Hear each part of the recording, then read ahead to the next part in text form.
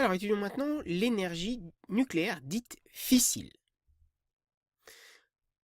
Alors, les centrales thermiques nucléaires, d'accord, donc c'est les centrales EDF que vous voyez sur le bord de la route, d'accord, ont lieu à l'intérieur des réactions dites nucléaires. Donc déjà, commençons. Petit rappel, un atome est constitué donc d'un noyau et d'un nuage électronique avec des électrons qui tournent autour. Donc dans le noyau, deux types de particules, protons et neutrons, et on les appelle les nucléons, l'ensemble. On utilise cette notation symbolique, X, donc le symbole chimique de l'élément plutôt que l'atome, Z, le numéro atomique, donc en bas, qui est le nombre de protons, et A en haut, qui est le nombre de nucléons.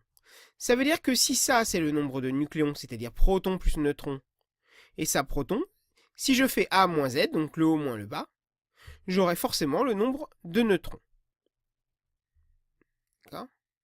Exemple du fer, 56, il a 56 nucléons et 26 protons. Combien il a de neutrons? 56 moins 26, il en a 30. L'hydrogène, un proton, un nucléon, un moins 1. Il n'a pas de neutrons, l'hydrogène 1. Définition aussi, petit rappel, ce qu'on appelle des isotopes. D'accord? Donc, même nombre de protons Z, mais un nombre de nucléons, donc de neutrons, A, différent. Donc, ils appartiennent au même élément chimique, puisque je vous rappelle, le numéro atomique Z caractérise un élément chimique. Ça, ce sont des rappels de seconde. Un exemple, l'uranium 235 et l'uranium 238. 92 pour Z, c'est bien l'uranium, mais ici 235, 238. 92 protons pour les deux. Dans un cas, 143 neutrons, 235 moins 92. Dans l'autre cas, 238 moins 92. Ce qui fait 3 neutrons supplémentaires, 146. Donc, l'un des deux seulement sera dit fissile, c'est-à-dire pourra faire de l'électricité, puisqu'il pourra se briser. On va voir ce que c'est que la fission. Donc, c'est l'uranium 235 qui va nous intéresser pour les réactions nucléaires, et pas du tout le 238 qui n'est pas dit fissile, donc qui ne peut pas se fissurer. D'où la réaction de fission. Donc, dans une centrale nucléaire, un noyau d'uranium est bombardé par un neutron et va se scinder en deux noyaux plus petits et plus légers. D'accord? Ça va libérer de l'énergie au passage. D'accord? Mais ça libère aussi 2 ou 3 neutrons lors de cette réaction. Donc vous voyez que cette fois-ci l'uranium, qui était un noyau lourd, difficile, va se fracturer, se fissurer en deux morceaux plus petits. Donc on a touché au noyau cette fois-ci, on a touché au nombre de protons Z, donc on change d'élément chimique. Ce n'est plus une réaction chimique, c'est une réaction dite nucléaire. Dans nucléaire, vous avez noyau. C'est une réaction dite en chaîne. Pourquoi? Parce que chacun des neutrons qui vont être produits va pouvoir, à son tour, bombarder un uranium. Et ça, on fait de plus en plus. Et c'est ce qu'on appelle donc une réaction en chaîne. La réaction de fission s'écrit toujours sous la forme d'une réaction nucléaire. Exemple, donc vous avez un uranium, 235 précis, plus un neutron, donne deux fragments plus petits. Alors, là c'est un exemple, ça peut donner plusieurs fragments différents. Pourquoi? Parce que le neutron ne va pas bombarder le noyau d'uranium toujours forcément au même endroit et faire donc les mêmes morceaux. Libère 3 neutrons et ici ce qu'on appelle un rayonnement gamma énergétique. D'accord? Alors, pourquoi il y a 0 et 1 pour le neutron? Le neutron, d'accord? En bas, c'est la charge électrique. Un neutron n'est pas chargé électriquement, d'où son nom, il est neutre. Donc il y a 0. Et en haut, c'est ce qu'on considère les nucléons. Le neutron, tout comme un proton, c'est un nucléon. C'est pour ça que vous avez un 1 ici en haut. Donc uranium 235, un neutron, de l'iode, de l'yttrium, des neutrons et un rayonnement gamma à haute énergie. C'est eux qui posent souci, puisque lorsqu'on vous dit que vous êtes irradié par des rayonnements nucléaires, vous êtes irradié par les rayonnements gamma qui sont extrêmement cancérigènes. Donc dans une réaction nucléaire, vous avez le nombre de nucléons qui se conservent. Donc vous voyez que ici 235 plus 1, ça fait 236. Et si vous calculez 131 plus 102, plus vous avez un coefficient stoichiométrique ici 3 fois 1, ça fait bien aussi 236. Donc ça se conserve. Et en bas, le nombre de charges électriques dites élémentaires va aussi se conserver. Ici, vous avez 92 plus 0, 92. Et si vous faites 53 plus 39, ça fait bien 92. Ça, ce sont les lois de conservation qu'on appelle les lois de SODY. S-O-2-D-Y. Voilà donc des exemples.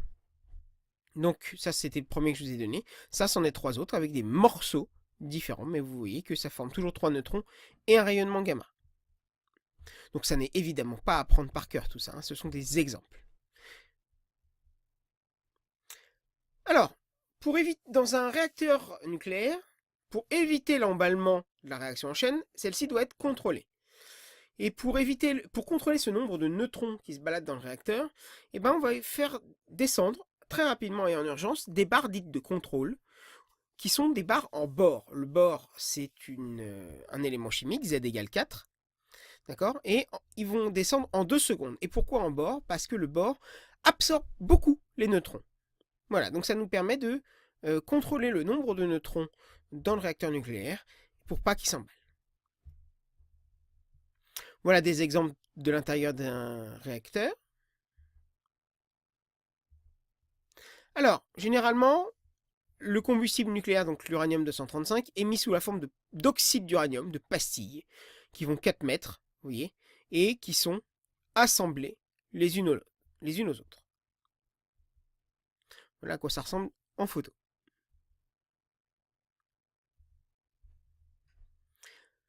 Alors, donc le problème, c'est que les produits de la fission, donc l'iode, le lantane, l'yttrium, etc., sont des déchets radioactifs qu'il va falloir stocker. On va comprendre dans le chapitre prochain pourquoi il faut les stocker. Donc j'en parle pas tout de suite. Certains resteront radioactifs justement pendant des millions, voire des milliards d'années. Donc il faut bien s'en occuper. Alors, on a dit l'uranium naturel est composé de 2 isotopes, le 235 et le 238. Sauf que le 238, qui n'est pas fissile et qui ne nous intéresse pas, il est abondant à 99% dans la nature. Et on n'a qu'un seul pourcent d'uranium 235. Et c'est pas assez. Il nous faudrait 5% d'uranium 235 pour qu'une réaction de fission dans un réacteur puisse commencer à avoir lieu. Donc, il va falloir enrichir notre uranium en uranium 235 à 5%. Je pense que vous avez tous entendu le terme d'uranium enrichi. Voilà, donc par une cascade de centrifugeuses, tout simplement parce que l'uranium 238 et l'uranium 235 n'ont pas le même poids, la même masse, pardon, bien évidemment. Donc, on va pouvoir les séparer. Donc, on les fait passer dans des centrifugeuses et on va récupérer l'uranium enrichi. Donc, à partir de 5%, on a de l'uranium dit civil, pour pouvoir faire de l'électricité. Et si on enrichit notre uranium à 85% en uranium 235, on a de l'uranium dit militaire, et ça n'a évidemment pas la même fonction. Alors ce schéma-là n'est pas à connaître, hein. Voilà, ce que je vous demande de comprendre, c'est le principe de cet enrichissement, simplement. Maintenant, la réaction de fusion. Dans les étoiles, la température et la pression sont si élevées que les noyaux vont pouvoir se percuter. Et vous avez cette fois-ci 2 noyaux plus petits, plus légers, qui vont se percuter et fusionner. D'où la réaction dite de fusion, et elle est beaucoup plus énergétique que la fission. Donc dans le Soleil, vous avez 4 atomes d'hydrogène 1 qui vont fusionner pour faire un atome d'hélium, libérant au passage donc toujours du rayonnement. Alors ça, vous n'avez pas à connaître, c'est d'autres particules qu'on appelle des neutrinos, et ça des positons, qui est l'antimatière, c'est-à-dire que c'est l'antiparticule d'électrons. Ça et ça, peu importe, vous n'avez absolument pas à les retenir, c'est simplement le principe de la fusion que vous devez retenir, c'est-à-dire que des atomes d'hydrogène fusionnent pour faire un atome plus lourd, qui est l'hélium, et toujours par contre de l'énergie est libérée au passage sous forme de rayonnement gamma. C'est ça que je vous demande de savoir. Et à chaque seconde, 600 millions de tonnes d'hydrogène sont transformées en hélium dans le Soleil. Alors, la fusion nucléaire est utilisée aussi dans les bombes dites H, bombes à hydrogène, alors que la fission, c'est simplement dans les bombes A, dans les bombes nucléaires dites atomiques. Voilà, donc une bombe nucléaire, une bombe H, est beaucoup plus énergétique, pareil qu'une bombe atomique simple dite à fission. Généralement, une première explosion nucléaire est produite par une bombe à fission.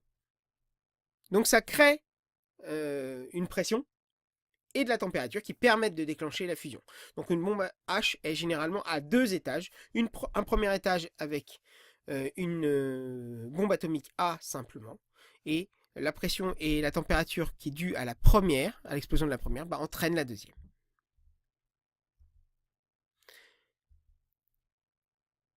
Donc, par contre, nous on essaie de reproduire cette énergie sur Terre parce qu'elle est beaucoup plus énergétique. Sauf que les pressions et les températures du Soleil, on les a pas sur Terre. Donc on va essayer de faire autrement. Cette fois-ci, on va faire percuter un tritium et un deutérium. Donc c'est des isotopes de l'hydrogène, vous voyez, l'hydrogène 2 pour le deutérium, l'hydrogène 3 pour le tritium, qui vont former un atome d'hélium et un neutron au passage. D'accord ? Donc c'est beaucoup plus énergétique. Sauf que pour l'instant, on ne sait pas forcément toujours faire. Alors le deutérium, c'est facile de le trouver, il est abondant dans la nature, dans l'eau par exemple. Et le tritium, lui par contre, il n'est pas abondant, mais on sait très bien le produire facilement. Les déchets obtenus sont effectivement nettement moins radioactifs que ceux des centrales à fission. D'accord ? Puisque vous voyez que ça n'est que de l'hélium. Mais, je vous ai dit, on ne sait pas faire.